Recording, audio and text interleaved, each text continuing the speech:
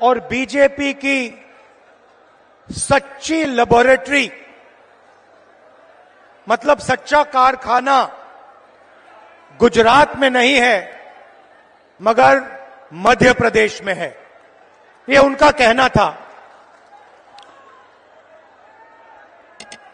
तो जब मैं इस भाषण की तैयारी कर रहा था तो मैंने सोचा, अडवाणी जी ने कहा था कि मध्य प्रदेश उनकी लेबोरेटरी है, उनका कारखाना है, तो चलो देखते हैं आरएसएस और बीजेपी की लेबोरेटरी में, कारखाने में ये क्या क्या काम कर रहे हैं। 2-3 उदाहरण आपको देना चाहता हूं।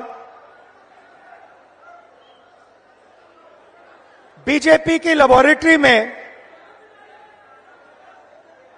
मरे हुए लोगों का इलाज किया जाता है और उनका पैसा चोरी किया जाता है। हिंदुस्तान के किसी और प्रदेश में मरे हुए लोगों का इलाज नहीं होता है, मध्य प्रदेश में मरे हुए लोगों का इलाज होता है और पैसा चोरी किया जाता है।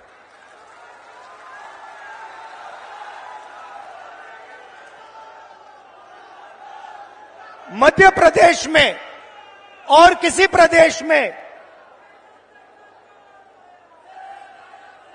शिव जी, भगवान शिव से चोरी नहीं की जाती है।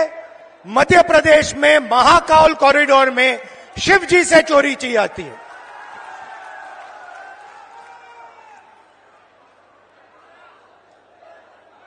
बच्चों के जो स्कूल यूनिफॉर्म होती है, उनका मिड डे मील का भोजन का पैसा होता है, वो बीजेपी लेबोरेटरी में उनसे चोरी की जाती है। मध्य प्रदेश के भविष्य से, छोटे छोटे बच्चों से चोरी की जाती है। व्यापम में 1 करोड़ युवाओं के भविष्य को बर्बाद किया जाता है, 40 लोगों की हत्या हो जाती है, एमबीबीएस की सीट बिक जाती है और पटवारी बनने के लिए 15 लाख रुपए की रिश्वत देनी पड़ती है। मगर ये लोग वहां नहीं रुकते। बीजेपी की लेबोरेटरी में 18 साल में 18,000 किसानों ने आत्महत्या की है। हर रोज 3 किसान बीजेपी की लेबोरेटरी में आत्महत्या कर डालते हैं। मंदसौर में बीजेपी की लेबोरेटरी में को गोली मारी जाती है, पे 18% और पेस्टिसाइड पे 12% जीएसटी लग जाती है। ठहरिए, बीजेपी की लेबोरेटरी में हर रोज महिलाओं का बलात्कार होता है। 12 साल की में रेप होता है।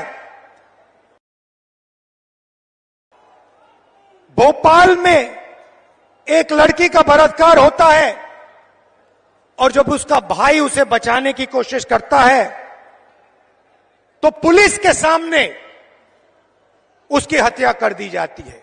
ये बीजेपी आरएसएस की लेबोरेटरी का काम। 45 सिलेंडर 11, और जहां भी देखो वहां पे प्राइवेटाइजेशन और कॉन्ट्रैक्चुअलाइजेशन किया जा रहा है। यह काम बीजेपी की लेबोरेटरी में आपके सामने किया जाता है। बीजेपी के लेबोरेटरी में आदिवासी जिला है। बीजेपी के नेता आदिवासियों के ऊपर पेशाब करते हैं।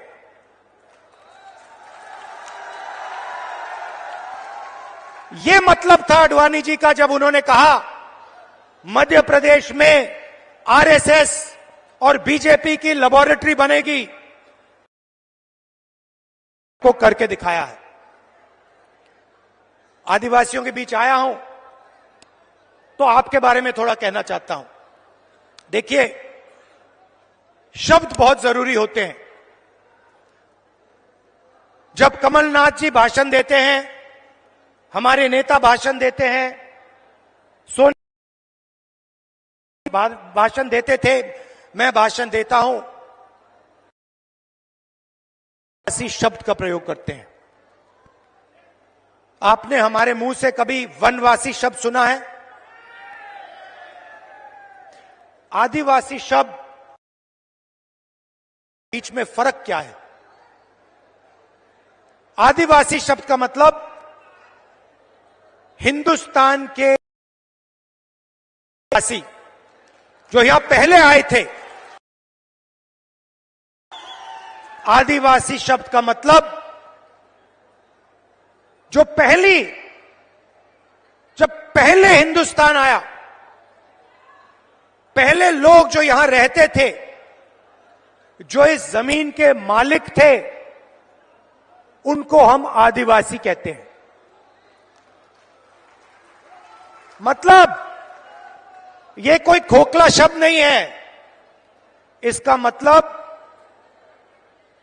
हिंदुस्तान की जमीन, जल, जंगल पर आपका सबसे पहला हक बनता है। यह है इसका मतलब। दूसरी तरफ वनवासी मतलब आपका जमीन पे हक नहीं बनता, आप तो जंगल में रहते हो। इसीलिए बीजेपी के लोग, बीजेपी के नेता आदिवासियों पर पेशाब करते हैं। और जब कोविड का समय आता है तो जो जानवर को भी खिलाया नहीं जा सकता, वो मध्य प्रदेश के आदिवासियों को खिलाने की कोशिश करते हैं। सड़ा हुआ अनाज आपको देते हैं। इनका कहना है कि आपको जंगल में रहना है। इनका कहना है कि आपके बच्चों को ना इंजीनियर बनना है, ना लॉयर बनना है,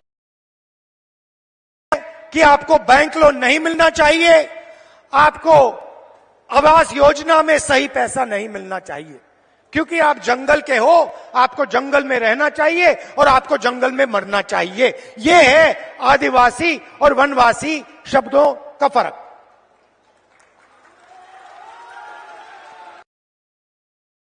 साफ है।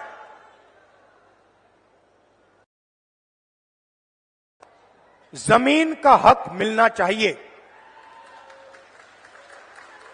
जंगल का हक मिलना चाहिए। और हम कानून लाए, क्योंकि हम खोखले वायदे नहीं करते। हम पैसा कानून लाए, हम फॉरेस्ट राइट एक्ट कानून लाए। अब इन पैसा कानून में साफ लिखा था, जमीन लेनी है, चाहे वो हिंदुस्तान का सबसे बड़ा उद्योगपति हो, अदानी हो, कोई भी हो, अगर जमीन लेनी है तो पहले जाकर हाथ जोड़कर ग्राम सभा के से जाकर पूछिए, नहीं तो जमीन नहीं ले सकते। ये कानून बनाया हमने।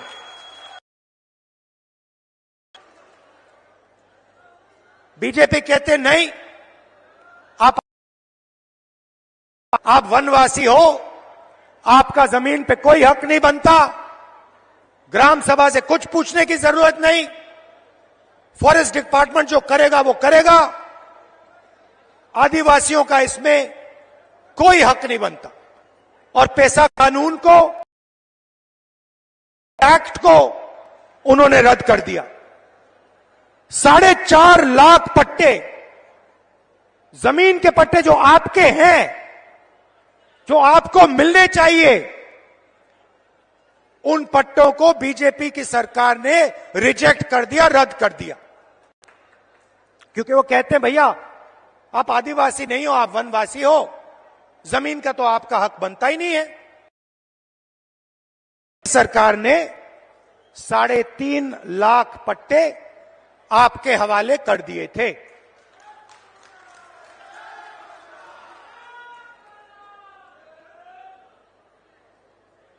बीजेपी सरकार ने धमकी देकर, डराकर आपसे जमीन छीनी। जोबट में, मंडला में, डिंडोरी में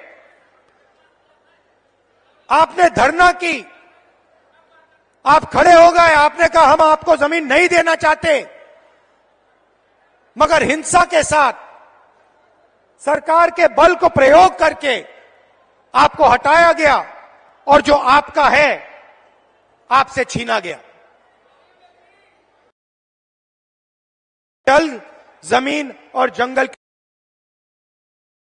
मैं आपको यहां गारंटी देके कह रहा हूं, जो आपका है वो आपको हम वापस दे देंगे। जो आपकी जमीन का हक है हम आपको दे देंगे। अब मैं आपसे एक मजेदार बात बोलना चाहता हूं।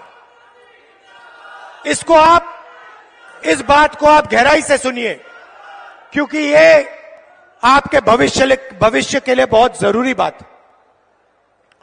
देखिए, हिंदुस्तान की सरकार को 90 अफसर चलाते हैं, कैबिनेट सेक्रेटरी चलाते हैं और secretary to the government of India चलाते हैं। हिंदुस्तान सरकार का कोई भी निर्णय हो, छोटे से छोटा निर्णय, बड़े से बड़ा निर्णय, मनरेगा कैसे बनेगा, आदिवासी बिल कैसे बनेगा, डिफेंस का पैसा कैसे खर्च किया जाएगा, ये सारे के सारे निर्णय अंत में ये 90 अफसर साइन करके निर्णय लेते हैं। भाई और बहनों, बीजेपी के एमएलए और एमपी नहीं लेते हैं। बजट का कैसे प्रयोग किया जाएगा, हिंदुस्तान में जो जीएसटी का पैसा लिया जा रहा है, गरीबों से छीना जा रहा है, वो पैसा कैसे इस्तेमाल होगा, ये 90 अफसर निर्णय लेते हैं। अब मैंने पार्लियामेंट में भाषण में कहा कि 90 अफसरों में से 3 अफसर ओबीसी वर्ग के हैं। और मैंने कहा कि भैया ये जो पूरा बजट है, इसमें से सिर्फ 5% बजट ओबीसी अफसर डिसाइड करते हैं। अगर हिंदुस्तान की सरकार 100 रुपए खर्च करती है तो ओबीसी वर्ग के अफसर 5 रुपए का निर्णय लेते हैं। अब मैं आपसे सवाल पूछता हूं, मजेदार सवाल।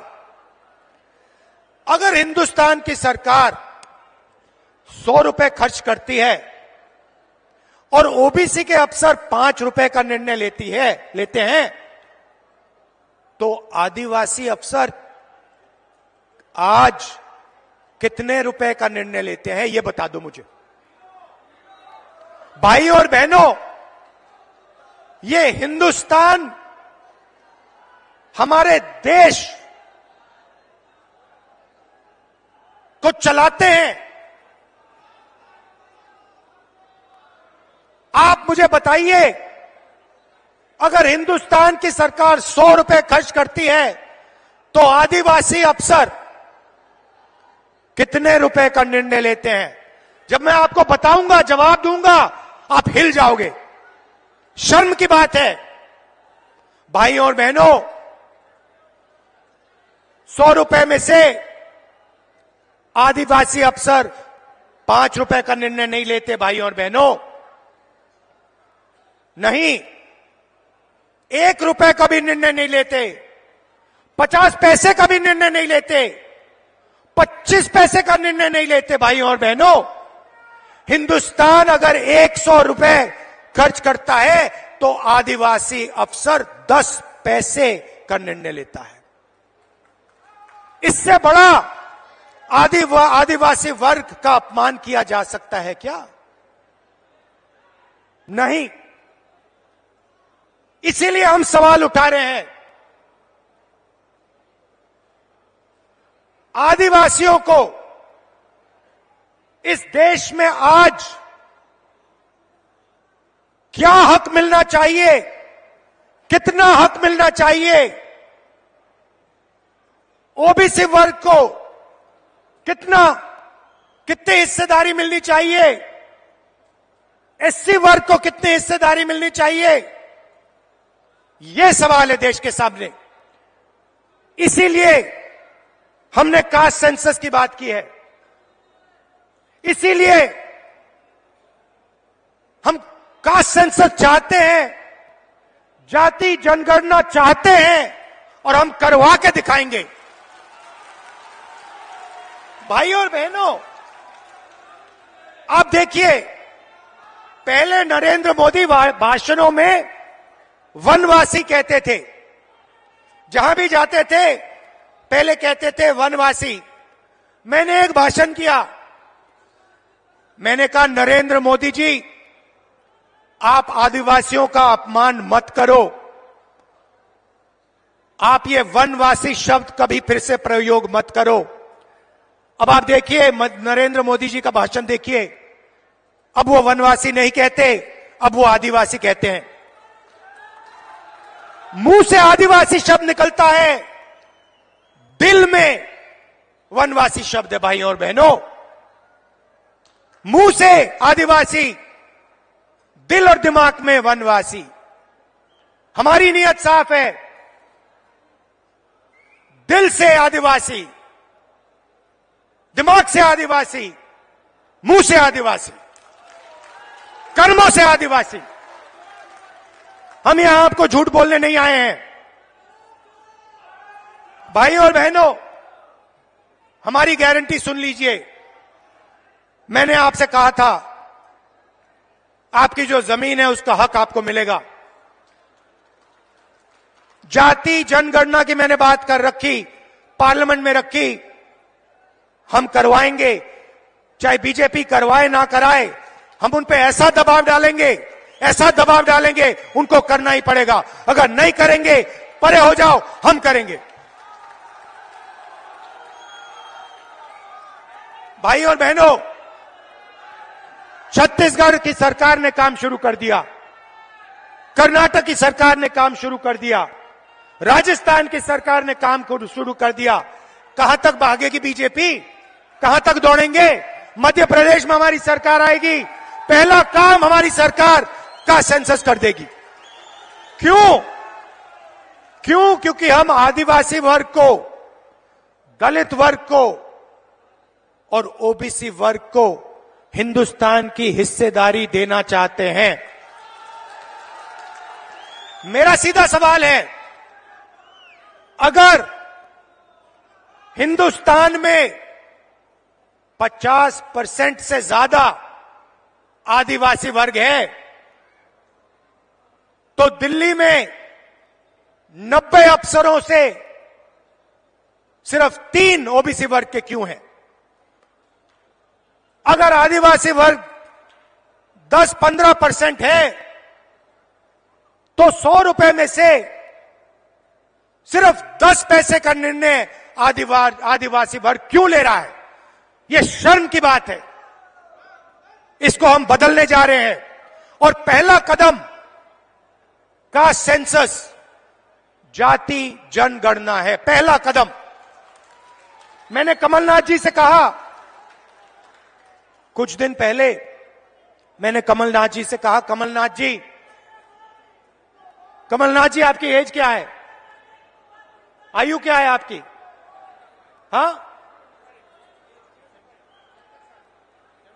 72 साल की एज है। आप देखिए, कांग्रेस के नेता हैं, कभी जीप पे चढ़ जाएंगे, कभी भारत जोड़ो यात्रा पे निकल जाएंगे। कुछ दिन पहले भीड़ के बीच में घुस गए, थोड़ी सी चोट लग गई, घुटने में चोट लग गई, मैंने पहला सवाल इनसे पूछा, कमलनाथ जी आपने एक्सरे करवाया, एमआरआई आपने करवाया? कहते हां मैंने करवाया। क्या हुआ?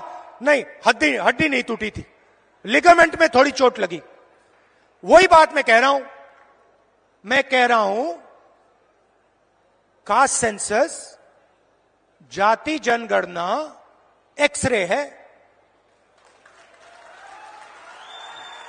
आदिवासी वर्ग को चोट लग रही है, ओबीसी वर्ग को चोट लग रही है, दलित वर्ग को चोट लग रही है। चलो पता लगा लेते हैं, एक्सरे कर लेते हैं, दूध का दूध पानी का पानी हो जाएगा, साफ हो जाएगा पूरा। अब मैं नरेंद्र मोदी को चैलेंज दिया, मोदी जी आप प्रधानमंत्री हो, देश का एक्सरे करा दो। कांग्रेस पार्टी ने जाति जनगणना की थी, उसका जो डेटा है मध्य प्रदेश की जनता के सामने, ओबीसी युवाओं के सामने रख दो। कभी नरेंद्र मोदी जी पाकिस्तान की बात करेंगे, कभी अफगानिस्तान की बात करेंगे, कभी साउथ इंडिया की बात करेंगे। क्या मतलब? इधर ध्यान करवाएंगे, उधर दिखवाएंगे, ऊपर दिखवाएंगे, नीचे दिखवाएंगे। अरे नरेंद्र मोदी जी का सेंसस है, जाति जनगणना, उसके बारे में अपने भाषण में बोल दीजिए। अब मध्य प्रदेश का हर ओबीसी युवा, भाई और बहनों, मैं आपकी बात कर रहा हूं, आपके भविष्य की बात कर रहा हूं। आप बेरोजगार क्यों हो? समझो, बेरोजगार हो क्योंकि आपके लोग हिंदुस्तान की सरकार को नहीं चला रहे, बजट के निर्णय नहीं ले रहे। कल भाई और बहनों, ओबीसी भाई और बहनों, युवाओं, प्रेस कॉन्फ्रेंस हो रही थी मजेदार, मुझसे सवाल पूछ रहे हैं मोदी जी के बारे में, इजराइल के बारे में, अलग अलग सवाल। मैंने एक सवाल रख दिया सामने, मैंने प्रेस वालों से पूछा, भैया एक बात बता दो, आप यहां पे 200-300 लोग,